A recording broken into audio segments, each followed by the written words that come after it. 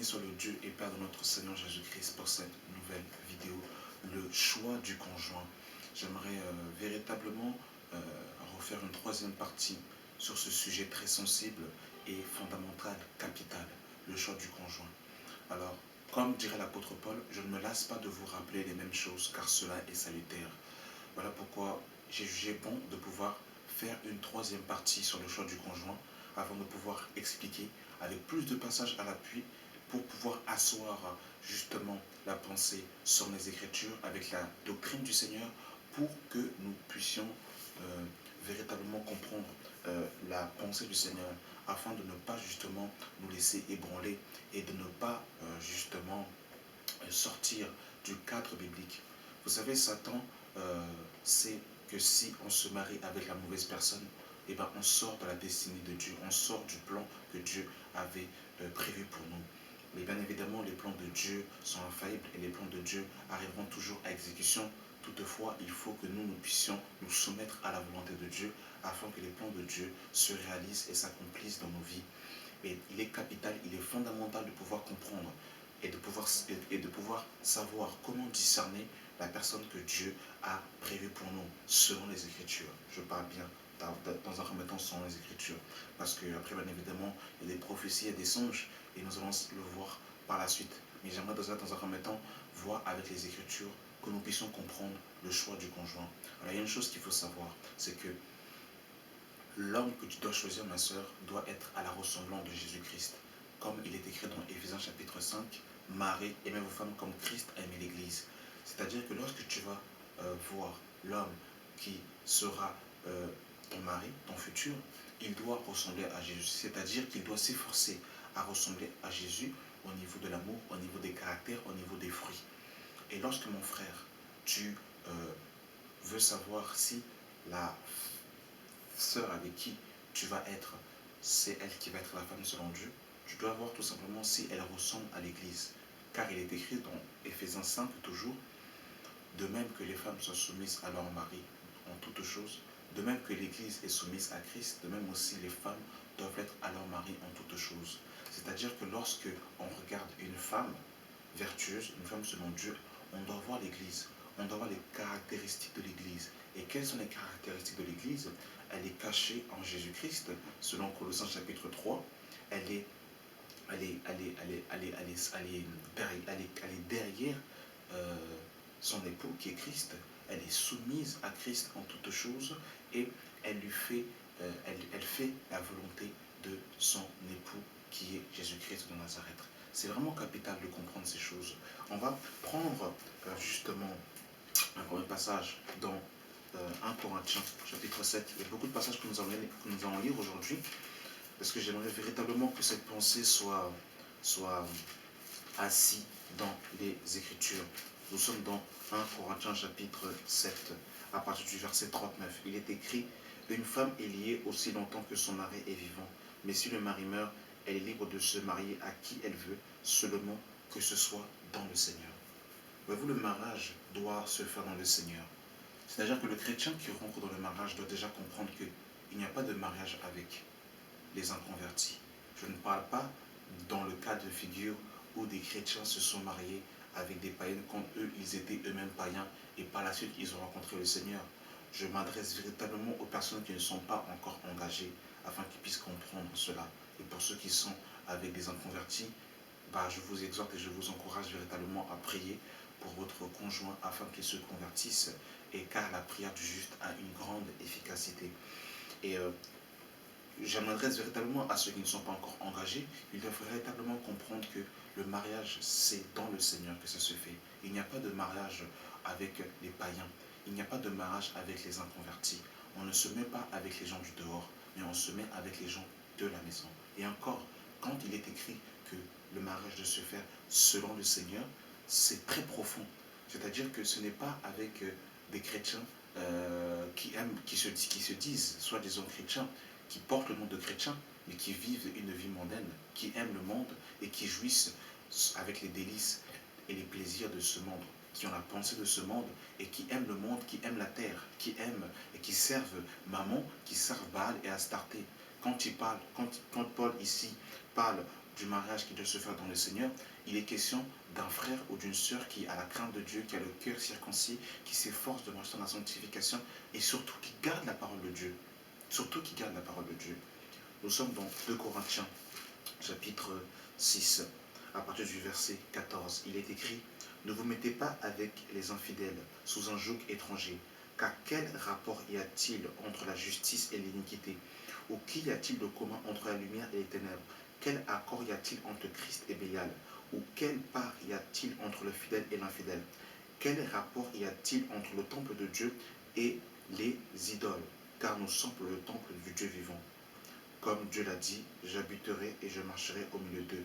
Je serai leur Dieu et ils seront mon peuple. C'est pourquoi sortez du milieu d'eux, ne touchez pas à ce qui est impur et je vous recueillerai. Je serai pour vous un père et vous serez pour moi des fils et des filles, dit le Seigneur Tout-Puissant. Donc voyez-vous, ne vous mettez pas avec les infidèles sous un joug étranger. Lorsqu'une femme se marie avec un homme inconverti, eh bien, l'homme, selon 1 Corinthiens chapitre 11, le verset 3, il est l'autorité, il est la chef. Le chef, c'est-à-dire qu'elle se met sous son autorité. Elle est sous l'autorité d'un inconverti, d'un incroyant, de quelqu'un qui n'a pas la semence de Dieu, de quelqu'un qui n'est pas régénéré, de quelqu'un qui est dans les ténèbres, de quelqu'un qui est ennemi et étranger à la vie de Dieu, de quelqu'un qui n'appartient pas à Dieu. Parce que selon 1 Corinthiens chapitre 12, il est écrit que, Romains chapitre 8, pardon, que celui qui n'a pas l'esprit de Christ, il ne lui appartient pas. Donc, elle se met sous l'autorité de quelqu'un qui n'appartient pas à Jésus-Christ. Donc du coup,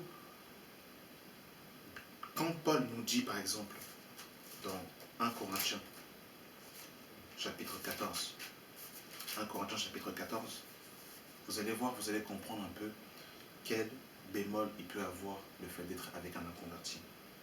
Nous sommes dans 1 Corinthiens chapitre 14, à partir du verset 34. Il est écrit que les femmes se taisent dans les assemblées, car il ne leur est pas permis d'y parler, mais qu'elles soient soumises selon que le dit aussi la loi. Si elles veulent s'instruire sur quelque chose, qu'elles interrogent leur mari à la maison, car il est malsain à une femme de parler dans l'église. Et quand ici Paul dit que, bien évidemment j'aimerais d'abord expliquer ce verset, quand ici Paul dit que les femmes se taisent dans les assemblées car il ne leur est pas permis d'y parler, bien évidemment ici il n'est pas question que les femmes doivent avoir la bouche muselée, parce que dans 1 Corinthiens 11 il dira si une femme prie ou prophétise la tête non voilée, elle déshonore son chef. Et il dira encore dans 1 Corinthiens 14 verset 26, que faire donc lorsque vous assemblez, les uns ou les autres parmi vous ont-ils un cantique, une instruction, une révélation, que tout se fasse pour l'instruction. Et dans Actes des Apôtres, on peut voir que Philippe avait 4 filles vierges qui prophétisaient. Donc ici, il n'est pas question ici d'avoir la bouche muselée, d'avoir la bouche fermée, mais ici, il est question du fait de poser des questions intempestives, du fait de pouvoir être causeuse dans l'assemblée et de pouvoir nuire au bon déroulement de l'assemblée. Donc ici, Paul va dire ici tout simplement pour une question d'ordre, pour une question de bienséance. Mais ici, la pensée de Paul n'était pas que la femme ait la bouche muselée. Et ce qui attire mon attention dans ce verset, c'est que Paul va dire que ces femmes doivent interroger leur mari à la maison. C'est-à-dire que leur mari, le mari chrétien qui veut rentrer dans le mariage, doit être capable de pouvoir transmettre la parole de Dieu à sa femme. Pas forcément qu'il soit prédicateur, pas forcément qu'il soit pasteur, mais il doit être au minimum au contact de la parole pour pouvoir justement lui communiquer les vertus de Dieu. Comme il est écrit dans Éphésiens 5, toujours, parce que Christ et l'Église, c'est vraiment la référence, c'est véritablement la base. Le mariage terrestre est tout simplement l'ombre, mais la réalité, c'est Christ et l'Église. Quand on voit l'homme, on voit Christ. Quand on voit la femme, on doit voir l'Église. L'homme et la femme sont une image, mais la réalité, c'est Christ et l'Église. Et l'homme, et dans Éphésiens 5, il est écrit que Jésus purifie l'Église par l'eau de la parole. Et l'homme aussi doit purifier sa femme par la parole de Dieu, en instruisant sa femme. Et lorsque nous allons faire un petit tour dans Exode chapitre 2, Exode chapitre 4, autant pour moi. Moïse va se mettre avec Séphora qui était éthiopienne. Elle n'était pas hébreu, elle n'avait pas connaissance de la loi mosaïque des 613 commandements que Dieu avait communiqué à Moïse. Donc elle n'avait pas la culture hébraïque. Et Dieu va susciter Moïse pour libérer les enfants d'Israël de la captivité de Pharaon. Et par la suite, Moïse va instruire à Séphora la circoncision que Dieu avait donnée à Abraham dans Genèse 17. C'était une alliance que Dieu avait donnée à Abraham, que tous les premiers-nés devaient être circoncis le 8e jour. Et Moïse avait transmis, justement, avait instruit à Séphora la circoncision. Nous sommes dans Exode 4, à partir du verset 24. Il est écrit: pendant le voyage, en un lieu où Moïse passait la nuit, l'Éternel l'attaqua et voulut le faire mourir. Séphora prit une pierre aiguë, coupa le prépuce de son fils et le jeta aux pieds de Moïse en disant: tu es pour moi un époux de sang. Et l'Éternel le laissa. C'est alors qu'elle dit: époux de sang à cause de la circoncision. Voyez-vous, Dieu était venu pour tuer Moïse parce qu'il n'avait pas respecté l'alliance qu'il avait faite avec son père Abraham. Mais comme Moïse avait instruit sa femme Séphora, elle a fait circoncire leur fils.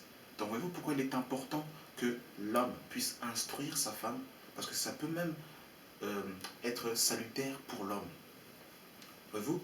Donc il est important même aussi que les sœurs aient aussi cette oreille, cette oreille attentive à l'enseignement, à la doctrine de notre Seigneur Jésus-Christ. Parce que mes sœurs, demain, vous pouvez aussi venir en aide à votre mari lorsque ce dernier se détournera justement de la parole de Dieu. S'il vous a instruit dans les voies droites du Seigneur, vous pourrez bien évidemment, je ne parle pas d'enseigner, je ne parle pas de l'enseignement, mais de l'exhorter selon la vérité de l'Évangile.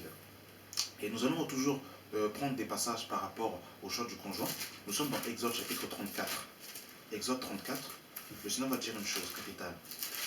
Exode chapitre 34, nous ne nous éloignons pas du sujet, mais nous allons toujours prendre des passages pour pouvoir avoir une vue panoramique. Exode 34, à partir du verset 11, il est écrit: prends garde à ce que je t'ordonne aujourd'hui. Voici, je chasserai devant toi les Amoréens, les Cananéens, les Éviens, les Jébusiens, les Étiens et les Jébusiens. Garde-toi de faire alliance avec les habitants du pays où tu dois entrer, de peur qu'il ne soit un piège pour toi. Au contraire, vous renverserez leurs autels, vous briserez leurs statues et vous abattrez leurs statues et vous abattrez leurs idoles. Tu ne te prosterneras point devant un autre Dieu, car l'Éternel porte le nom de jaloux. Il est un Dieu jaloux. Garde-toi de faire alliance avec les habitants du pays, de peur que se prostituent à leur Dieu et leur offrant des sacrifices. Ils ne t'invitent et que tu ne manges à leurs victimes, de peur que tu ne prennes de leurs filles et de tes fils, et que tes filles se prostituent à leur Dieu, n'appartiennent tes fils à se prostituer à leur Dieu. Donc ici, le Seigneur nous parle bien évidemment de contracter de mariage, contracter une alliance avec les nations étrangères, et qu'il faut toujours justement s'abstenir.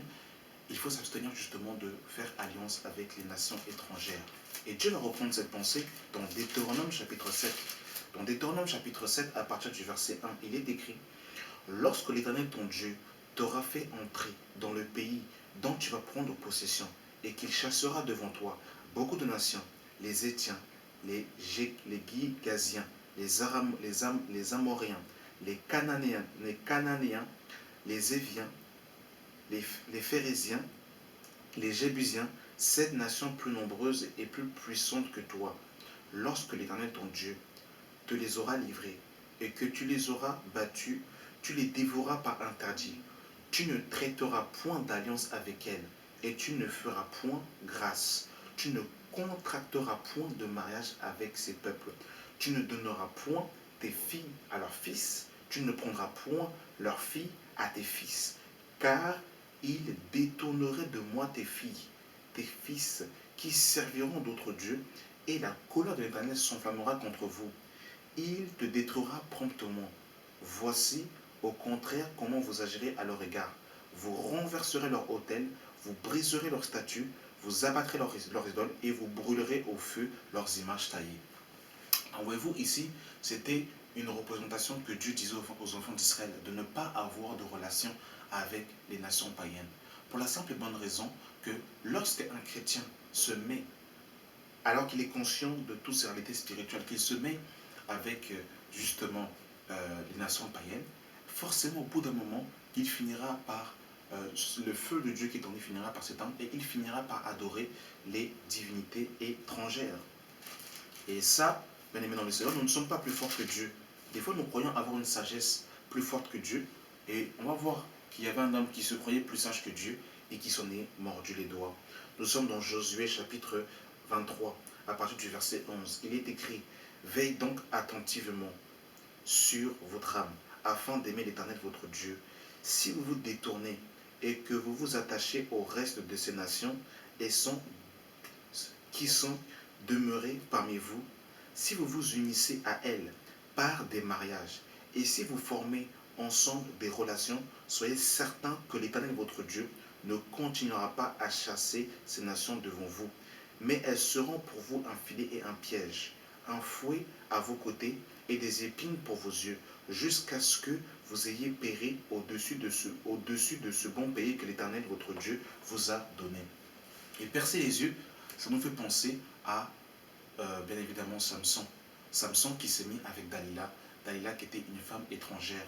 Et Samson avait cette capacité, il avait une force humaine surdéveloppée que Dieu lui avait donnée. Et il avait un secret, et son secret résidait dans ses 7 tresses. Et les Philistins, c'était des nations étrangères, ont dit à Dalila de séduire Samson pour qu'il puisse lui donner son secret. Et Samson était entraîné par l'amour et il a donné son secret à Dalila. Et par la suite, Dalila a usurpé de ruse et a donné son secret aux Philistins. Et comment est-ce que Samson a fini? On lui a percé les yeux et il a fini par mourir par la suite. Donc les yeux, c'est aussi l'image du discernement. Lorsqu'on se met avec une personne qui n'est pas de Dieu, c'est-à-dire déjà qui peut même se dire chrétien, mais qui fait partie de l'ivraie, au bout d'un moment, on finit par perdre le discernement, on commence à ne plus voir clair, parce qu'on est entraîné par l'amour. Nous sommes dans Juges, chapitre 3, à partir du verset 5. Il est écrit, « Et les enfants d'Israël habitaient au milieu des Cananéens, des Éviens, des Amoriens, des Phérésiens, des Éviens et des Jébusiens. Ils prirent leurs filles pour les femmes, ils donnèrent à leurs fils leurs propres filles, et ils servirent leur Dieu. Les enfants d'Israël firent ce qui déplaisait à l'Éternel. Ils oublièrent l'Éternel et ils servirent les Baals et les idoles. La colère de l'Éternel s'enflamma contre Israël. Et ils vendirent entre les mains de Chevin Rishathaim, roi des Mésopotamies. Les enfants d'Israël furent asservis 8 ans à Shuram Rishathaim. Voyez-vous, les enfants d'Israël se sont mis avec les païens et ils ont oublié l'Éternel, ils se sont mis avec les divinités étrangères. Bien-aimés dans le Seigneur, on ne joue pas avec le choix du conjoint. On ne se met pas, on ne contracte pas d'alliance avec les païens. On ne contracte pas d'alliance avec l'ivraie. On ne contracte pas d'alliance avec ceux qui n'ont pas la crainte de Dieu, qui n'aiment pas le Seigneur et qui n'aiment pas la sainte doctrine, qui n'aiment pas la pureté, la sainteté, qui n'aiment pas, je dirais, qui s'efforcent de marcher dans la pureté. On ne contracte pas d'alliance avec les gens de l'ivraie, les gens qui ne sont pas de Dieu, parce que ça peut avoir des conséquences même pour notre salut, bien aimé dans le Seigneur. Nous sommes dans Néhémie. Vraiment que Dieu nous garde, vraiment. Que Dieu nous garde, que Dieu nous préserve des pièges de l'oiseleur, afin que véritablement nous puissions avoir le discernement pour les choses à venir. Nous sommes dans Néhémie, chapitre 13, à partir du verset 23. À cette même époque, je vis des Juifs qui avaient pris des femmes abdoniennes, ammonites, moabites, la moitié de leurs fils parlaient l'adonien et ne savaient pas parler le juif. Ils ne connaissaient pas le langage de tel ou tel peuple. Je leur fis des réprimandes et je les maudis. J'en frappai quelques-uns, je les arrachai les cheveux, et je les fis jurer au nom de l'Éternel en disant, vous ne donnerez pas vos filles à leurs fils, et vous ne prendrez leurs fils ni pour vos fils, ni pour vous. N'est-ce pas à cela qu'a péché Salomon, roi d'Israël, et qui n'avait point de roi semblable à lui parmi la multitude des nations? Il était animé il était animé de son Dieu, et Dieu l'avait établi roi sur tout Israël. Néanmoins, les filles étrangères l'entraînèrent aussi dans le péché. Faut-il donc apprendre un autre sujet que vous commettez un aussi grand crime que vous péchez contre notre Dieu en prenant des femmes étrangères? Donc voyez-vous, il ne savait même plus parler le langage juif. Autrement dit, quand on se met avec des païens, quand on se met avec même des chrétiens qui se disent chrétiens, mais qui aiment le monde, on commence à perdre le langage de la foi. On n'a plus le langage des Écritures, on n'a plus le langage de la sainte doctrine, on commence à avoir un langage païen, un langage du monde. Et nous allons voir le péché que Salomon a commis. Nous sommes dans 1 Roi, chapitre 11, à partir du verset 1. Il est écrit, le roi Salomon aima beaucoup de femmes étrangères, outre la femme de Pharaon, des Moabites, des Ammonites, des Édonites, des Sidoniens, des Étiens, appartenaient aux nations dont l'Éternel avait dit aux enfants d'Israël, vous n'irez point chez elles, et elles ne viendront point chez vous. Elles détourneraient certainement vos cœurs du côté de leur Dieu. Ce fut à ce cœur que s'attacha Salomon, entraîné par l'amour. Il eut 700 princesses pour femmes et 300 concubines, et ces femmes détournaient son cœur. À l'époque de la vieillesse de Salomon, ces femmes inclinèrent son cœur vers d'autres dieux, et son cœur ne fut plus point entier à l'Éternel son Dieu, comme l'avait été le cœur de David son père. Salomon alla auprès d'Astarté, divinité des Sidoniens, après de Milcom, l'abomination des Ammonites, et Salomon fit ce qui était mal aux yeux de l'Éternel. Il ne fit point pleinement l'Éternel comme David son père. Alors Salomon bâtit un autel qui est en face de Jérusalem, un haut lieu à Kémos, l'abomination de Moab, pour Malcolm, l'abomination des fils d'Amon, et il fit ainsi pour toutes les femmes étrangères qu'il offrait des parfums et des sacrifices de Dieu, de leur Dieu. L'Éternel fut irrité contre Salomon parce qu'il avait détourné son cœur de l'Éternel, le Dieu d'Israël, qui lui avait été apparu 2 fois. Voyez-vous comment c'est terrible, bien-aimé dans le Seigneur? Salomon va se détourner du Dieu véritable parce qu'il va se mettre avec des femmes étrangères. Et Dieu va apparaître 2 fois à Salomon. Dieu va demander à Salomon, que veux-tu que je te donne? Salomon va demander la sagesse. Salomon avait une sagesse telle que plusieurs rois d'autres nations venaient pour écouter la sagesse de Salomon. Mais Salomon n'était pas plus sage que Dieu. Il a voulu aller au-delà de ce qui est écrit et il s'en est mordu les doigts. Il a adoré des divinités étrangères, bien aimé dans le Seigneur. Et regardez, il y a encore un couple que nous allons voir. Un couple, nous sommes dans un roi toujours, à partir du un roi chapitre 16, le verset 30, il est écrit, Akab fit dormir, fit ce qui était mal aux yeux de l'Éternel, plus que tout ce qui avait été avant lui. Et comme si Hul était pour lui reçu de ces choses de se livrer au péché de Jéroboam, fils de Nabab, il prit pour femme Jézabel, femme d'Ebab, roi des Sidoniens. Et il servit les Baals et se prosterna devant lui. Voyez-vous, Akab va se mettre avec Jézabel. Jézabel était sidonienne. Elles appartenaient aux nations dont l'Éternel avait dit, vous n'irez pas vers eux. Et qu'est-ce que Akab a fait? Il a introduit en Israël le culte de Baal et le culte d'Astarté. Est-ce que vous pouvez vous en rendre compte, bien aimé dans le Seigneur? Alors, lorsque nous voyons tout ça, bien aimé dans le Seigneur, nous comprenons que se marier, on ne contracte pas d'alliance avec les païens. Il n'y a pas de mariage avec les païens. Je me marie avec lui, ensuite par la suite, oui, eh bien, il se convertira dans le mariage. C'est une erreur gravissime d'agir comme ça, de se conduire comme ça. On n'agit pas comme ça. Le mariage se fait dans le Seigneur, selon 1 Corinthiens chapitre 7. Et encore dans le Seigneur, c'est véritablement profond.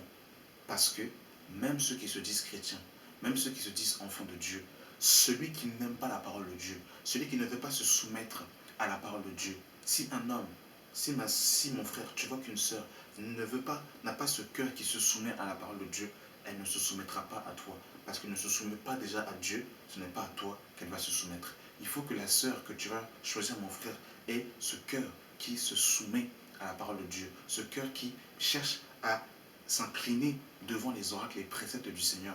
Ma soeur, tu dois avoir un mari qui est déjà lui-même soumis à Christ. Parce que déjà, c'est vrai que beaucoup de frères aiment dire « Femmes, soyez soumises à vos maris ». Mais j'aimerais dire que l'homme doit d'abord se soumettre à Christ.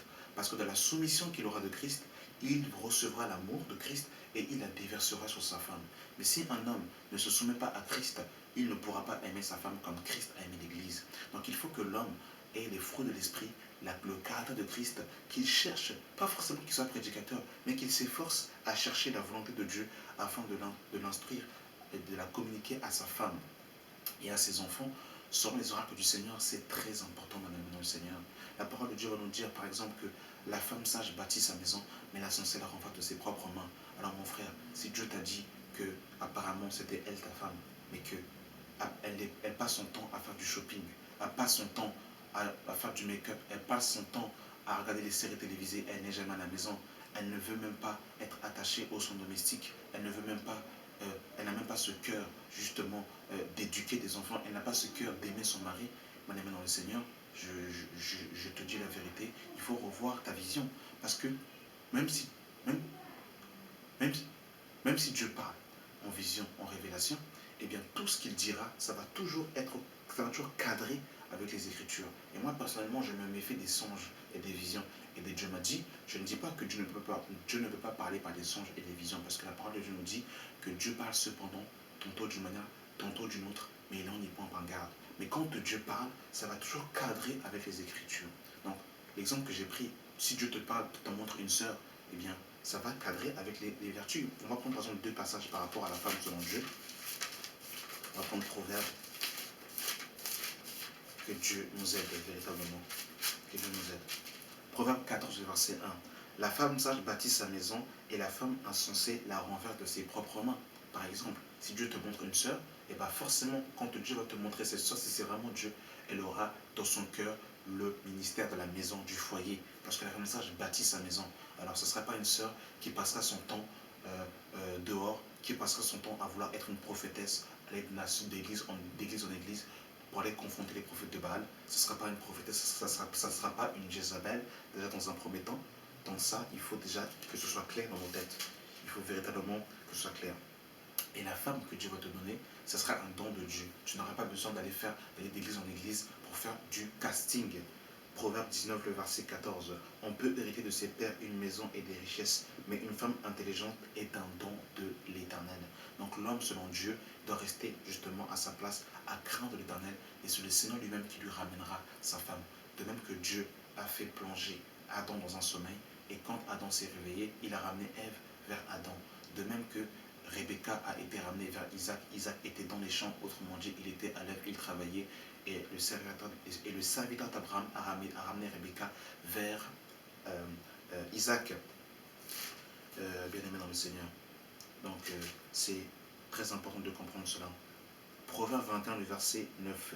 Vaut mieux habiter à l'angle d'un toit que de partager la demeure avec une femme querelleuse. La femme que Dieu te donnera, elle ne sera pas querelleuse. Elle aura un esprit doux et paisible.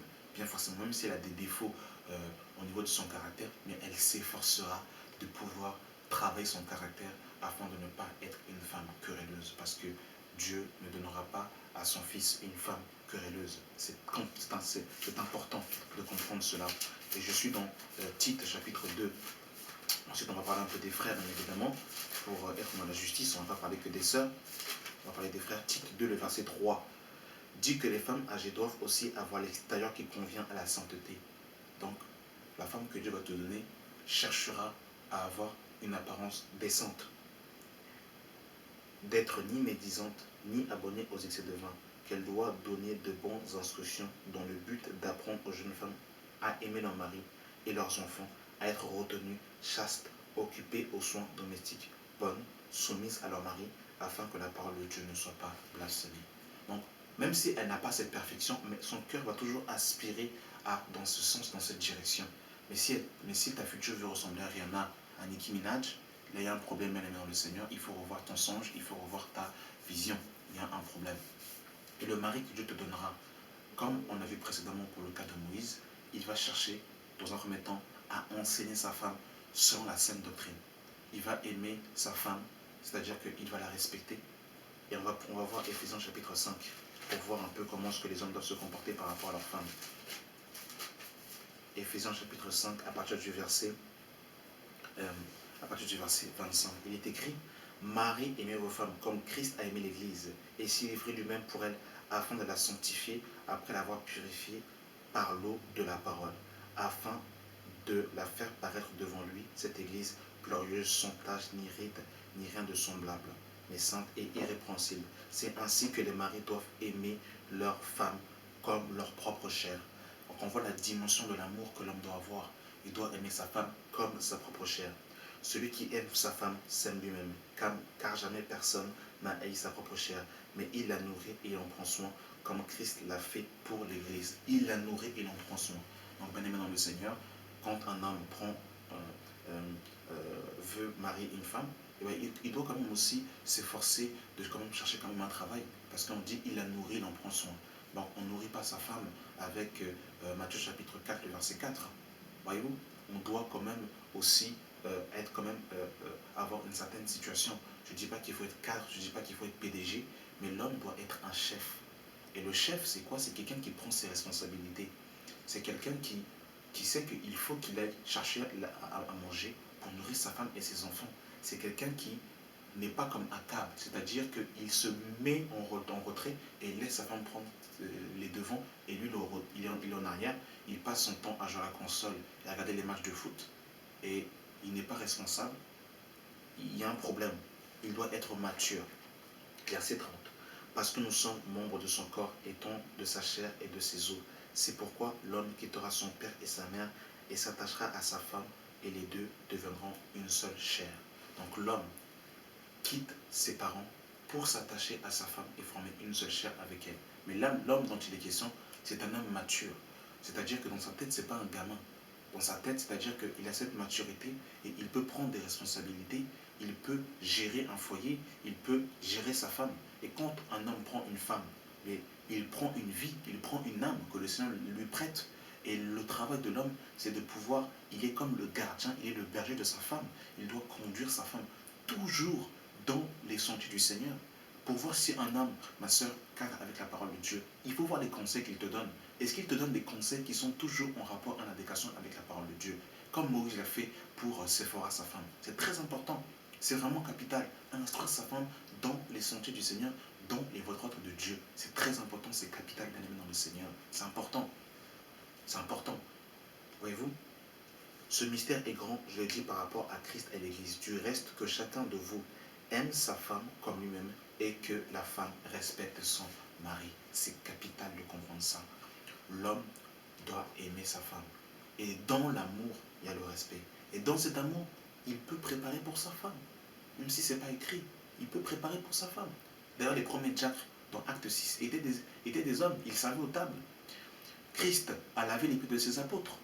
Donc, il peut s'occuper de sa femme, il peut même apporter à manger au lit de sa femme. Ce n'est pas un péché, ce n'est pas une soumission, c'est là un acte d'amour. Il peut même aller faire des courses. Je ne dis pas qu'il prend la place de la femme, mais quand il est motivé par l'amour, il y a des choses qu'il fera qu'on n'aurait pas forcément besoin de lui dire parce qu'il est conduit par l'amour. Donc, il respectera sa femme, il pourra offrir des cadeaux à sa femme, il la respectera et il dégagera, en fait, la femme à côté de son homme, elle sentira la sécurité, la paix et l'harmonie. Et une femme doit respecter son mari, c'est très important. Mes sœurs en Christ, il faut toujours que vous ayez véritablement ce tact et ce sel sur votre langue pour respecter votre mari. Même s'il a des défauts, même si des fois il a des inconduites, mais vous devez toujours avoir ce respect vis-à-vis de votre mari. C'est très important. C'est très important. Je t'amènerai par un dernier passage. Genèse, chapitre 3, à partir du verset 16. Il est écrit, lorsque l'homme va tomber, Dieu va donner une sentence à l'homme, à la femme. Dieu dira à la femme, dans Genèse chapitre 3, le verset 16, il dit à la femme, j'augmenterai la souffrance de tes grossesses, tu enfanteras avec douleur, et tes désirs se porteront vers ton mari. Tes désirs se porteront vers ton mari, mais lui, il dominera sur toi. Et bien évidemment, cette domination, ce n'est pas une domination charnelle, mais c'est véritablement le même rapport qu'il y a entre Christ et l'Église. Nous nous soumettons à Christ non pas par rapport de force, mais par amour. Il dit à l'homme, puisque tu as écouté la voix de ta femme et que tu as mangé de l'arbre au sujet duquel je t'avais ordonné cet ordre, tu ne mangeras point, le sol sera maudit à cause de toi. C'est à la force de peine que tu tireras ta nourriture tous les jours de ta vie. Il te produira des épines et des ronces, et tu mangeras de l'herbe des champs. C'est à la sueur de ton front que tu mangeras du pain, jusqu'à ce que tu retournes dans la terre, d'où tu as été pris, car tu es poussière, et tu retourneras à la poussière. Donc on voit ici que l'homme, la responsabilité que Dieu va lui donner, c'est de travailler à la sueur de son front. Donc l'homme qui est responsable, qui est mature, c'est un homme qui a la vision de ne pas rester à la maison. C'est un homme qui a la vision d'aller travailler, d'aller gagner son pain et de ramener la nourriture à la maison pour la sécurité de ses enfants, la sécurité de sa femme. Les désirs d'une femme doivent être tournés vers son mari. La femme doit aimer son mari, en prendre soin, de même que Sarah appelait son mari mon Seigneur. Elle était soumise en toutes choses. Les femmes vertueuses doivent aussi avoir ce cœur dévoué pour leur mari. Elles doivent les respecter, elles doivent les aimer et leur cœur doit être tourné vers eux. Et la femme doit être soumise à son mari. Donc on comprend ici que la femme, son rôle, c'est son mari, ses enfants, le foyer, et l'homme, c'est la femme est la poutre de la maison et l'homme est le toit. Voilà, c'est très important de comprendre cela. Donc voilà, j'ai voulu un peu vous partager cette pensée. J'espère que ça aura été assez complet. Donc voilà, merci d'avoir suivi cette vidéo et véritablement que le Seigneur vous donne les réponses claires selon sa parole pour discerner l'homme et la femme selon Dieu. Et bien évidemment, c'est l'homme qui va vers la femme, ce n'est pas la femme qui va vers l'homme. Il est écrit que Christ, Dieu, nous a aimés le premier. C'est Christ qui est venu vers l'Église et la femme a répondu oui et amen. C'est Adam qui a reconnu Ève et ce n'est pas Ève qui a reconnu Adam.